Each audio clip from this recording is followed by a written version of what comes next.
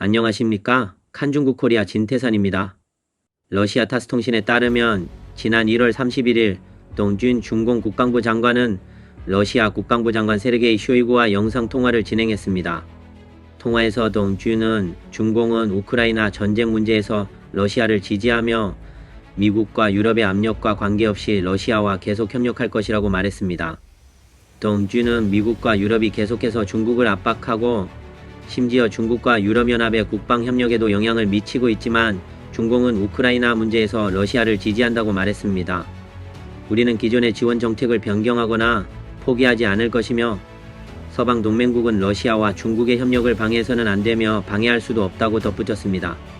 일부 관측통들은 중국 국방부 장관의 이번 연설이 러우 문제에 대한 중국의 입장을 명확히 함으로써 서방 사회의 최후의 카드를 제시한 것과 다름없다고 했습니다. 사회성권 독립시사평론가는 X 플랫폼에서 이는 서방 세계 전체에 대한 선전포고 못지않다. 러시아 침략자들과 같은 편에 있다는 것을 분명히 한 동준의 입장도 시진핑의 입장임이 분명하다고 했습니다. 그는 또한 미국의 시련이 왔다며 러시아가 우위를 점하도록 주저할 것인가 아니면 이 전쟁에서 승리하기 위해 어떤 대가를 치르더라도 우크라이나를 지원할 것인가라고 지적했습니다. 매튜 밀러 미 국무부 대변인은 제이크 설리번 백악관 국가안보보좌관이 말했듯이 우리는 중공이 러시아의 방위산업 기반 재건을 돕고 있는 것을 알고 있기 때문에 미국은 그런 활동을 대응하려는 조처를 할 준비가 되어 있다고 미국의 소리 방송에 말하며 동준의 발언에 놀라지 않았습니다. 우크라이나 메치니코프 국립대학교 볼로디미르 두보빅 부교수는 미국의 소리와의 인터뷰에서 중공은 줄곧 러시아를 지지해왔기 때문에 동준의 발언은 놀라운 일이 아니다. 중공은 계속해서 러시아 편에 서겠다고 밝혔으며 러시아의 거짓말 선전, 즉 모든 전쟁은 나토와 미국의 잘못이며 서방 사회는 러시아를 공격하고 있으며 러시아는 방어하는 것이라는 말에 협력해왔다고 말했습니다.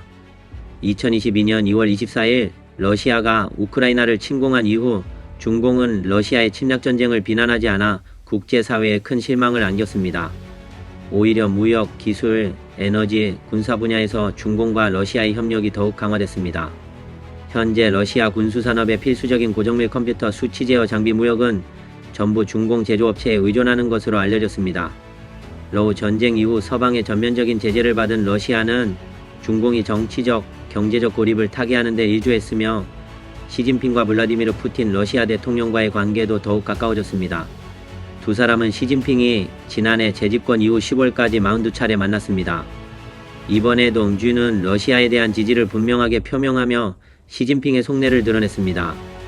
그러나 동준의 러시아에 대한 고백은 중공 국방부 홈페이지에는 게재되지 않았고 중공 공식 언론의 보도에도 언급되지 않았습니다.